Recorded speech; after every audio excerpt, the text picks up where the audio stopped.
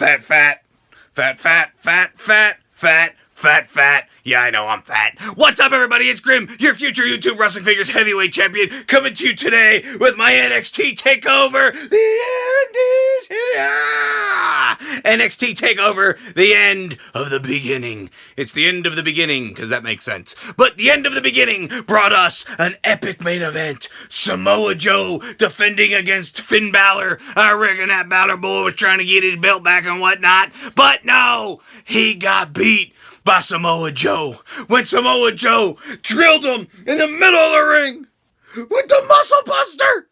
The Muscle Buster is such a brutal move. It scares me to death because it damn near ended Tyson Kidd's career. It may have ended Tyson Kidd's career. So I was afraid for Finn Balor to take that move anyway, let alone off the second rope. Samoa Joe kicked the crap out of Finn Balor. Finn Balor tried to do everything he could to win this matchup against Joe. A sling blade off the top rope. Couldn't do it. Samoa Joe hits Balor with a broski boot. And I'm like, come on, dude, aren't you chubby enough to do a broski boob? He could have slapped him with a broski boob instead of a boot. But no, Samoa Joe actually drilled Finn with a muscle buster in the middle of the ring, and Balor, boy, he kicked out of it. So that's what led to Samoa Joe drilling it off the second rope. Balor almost escaped the cage. Balor was out of there. He's like, bye, you fat bitch. I'm out of here. He's climbing over the top. Samoa Joe just grabbed his hand right in the nick of time, pulled him down, cinched him up on his shoulders, and was like, motherfucker, press that elevator button for the bottom floor, bitch. I was And I reckon that was the end of our Balor boy. 1, 2, 3 in the middle of the ring. But let me tell you, this matchup was fantastic. It truly delivered the main event feel that they were going for here. And if you didn't get to see it, pony up the $10. Don't be a cheap fuck. Get yourself the WWE Network and witness this event. Because not only was that match epic, but we had 4 other epic matches on the card. We got to see the dude. He goes like this. He wears that Michael Jackson outfit. What's his name again? I'm kidding. Fuck you, Grim. Fuck you, Grim. You don't know his name is Shinsuke Nakamura. Shinsuke Nakamura. I'm kidding with you guys. Just like, Grim, fuck you. Stop calling Samoa Joe fat. You're way fatter. I know. I make jokes. It's kind of what I do here. Shinsuke Nakamura. He went up against Stone Cold Steve Austin Aries. Not Stone Cold Steve Austin. Austin Aries. Austin Aries and Shinsuke Nakamura nailed the fuck out of this matchup. I couldn't believe the athleticism here. The WWE really has something special in these two. One of the funniest moments of the matchup for me personally was when Austin Aries delivered the Death Valley Driver on the ring apron. Like, they were outside the ropes, but they were still on the ring, which technically is the hardest part of the ring. There's no give right there whatsoever. But there's still padding. Austin Aries delivers the Death Valley Driver, pow, to Shinsuke Nakamura on that outside apron. And they're like, solid steel! That's solid steel! Because, you know, we say everything is solid steel here on Grim's Toy Show because solid steel hurts. So right from there, shit-stained Nakamura rolls to the outside, and Stone Cold Steve Austin Aries is ready to stomp a mud hole in him and walk it dry. No, he's actually going to do a suicide dive to the outside and missed. Nakamura moves. Austin Aries flies Superman style right into the solid steel barricade. The piece of metal that holds back the fans. They don't use those big rubber things like WWE does. They still have these metal ones, old school indie show style. And I don't know how the hell Austin Aries really right into this. How do you fall on steel like that and make it fake?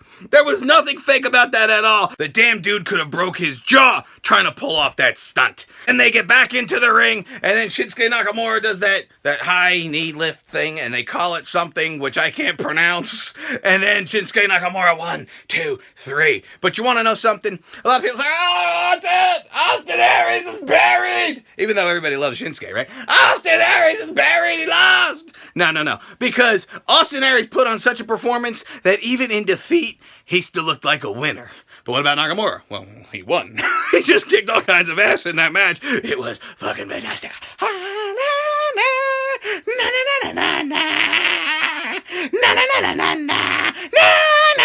was one of the greatest parts of the match, was the audience singing along to Nakamura's theme song.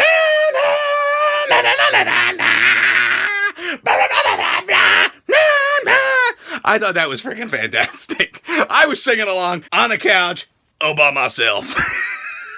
Yeah, I did.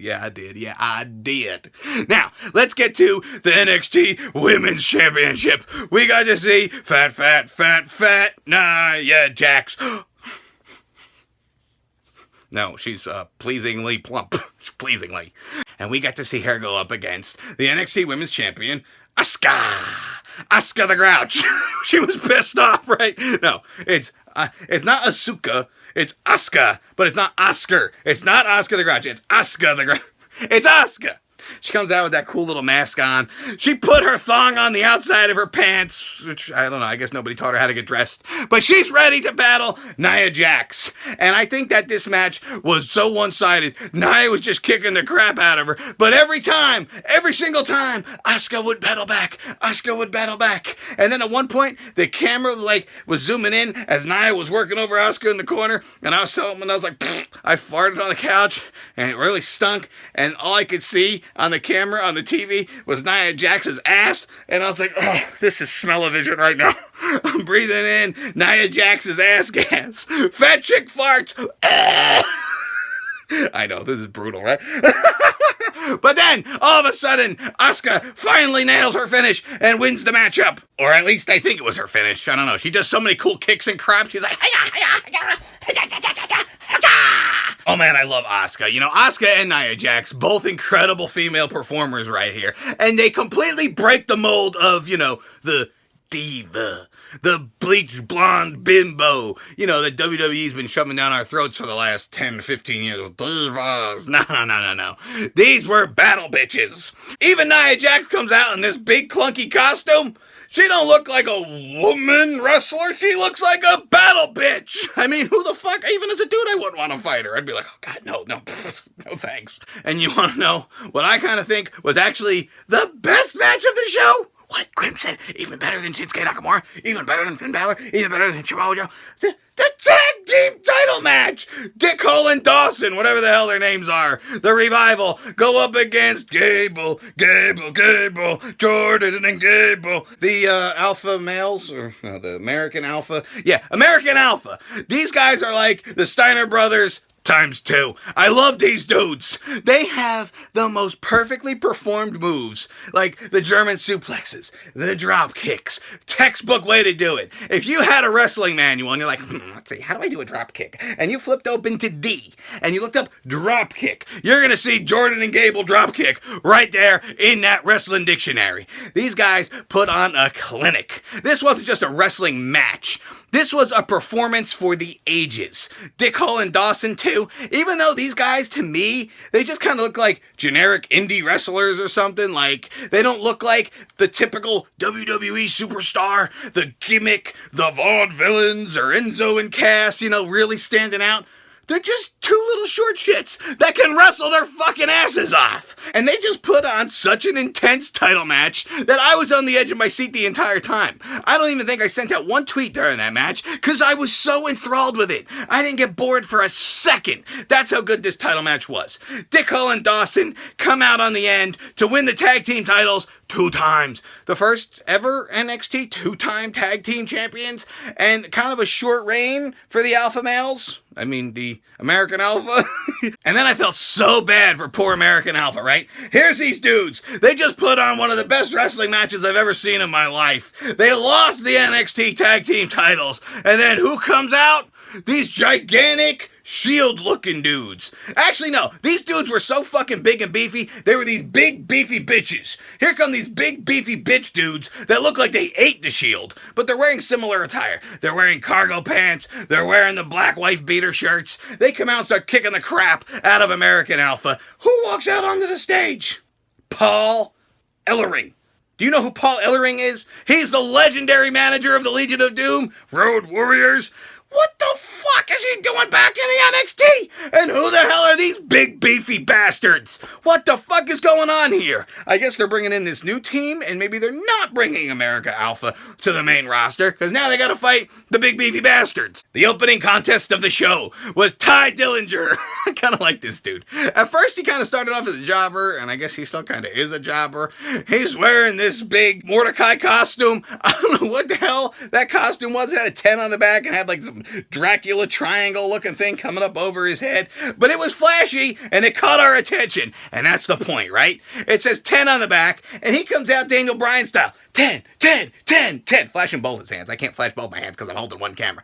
10, 10, 10, 10. And people were getting behind this. I kind of like it. I like simple little chants like this. 10, 10, 10, 10. He fought some new dude. I'm going to call him Cyan because he's got this other name that's kind of hard to pronounce. Esplende Cyan. At first when he came out, I thought he was Armando Alejandro Estrada. Who remembers that dude? He was like the manager of Umaga back in the day, right? Kind of had the same look and the same vibe to him, but, you know, much younger and refreshed and ready to fight. Apparently, this guy is brand new to NXT. This was his debut, and he put on an exceptional performance. He came out with all kinds of cool moves, especially that finish when he ended Ty Dillinger with his finishing move. Ty Dillinger gets set down in the corner, and this dude runs from across the ring and drills both his knees like this. Like that. Ty Dillinger is done. 10 count. Yeah, we could have counted to 10, but no. 1, 2, 3. Put his ass away. It was a pretty good opening contest. It was a great debut for Cyan. I'm excited to see where this dude is going to go. All in all, I thought that this NXT The End pay-per-view special event, whatever you want to call it, was epic. It was fantastic. It is everything that a wrestling show should be. Oh, we even got to see Bobby Roode. They didn't put him in a match. How rude. I don't know why. They've been teasing him for a while, haven't they? Wasn't he at the last one, sitting in the audience with that Eva Marie looking chick behind him with the glasses? I remember that.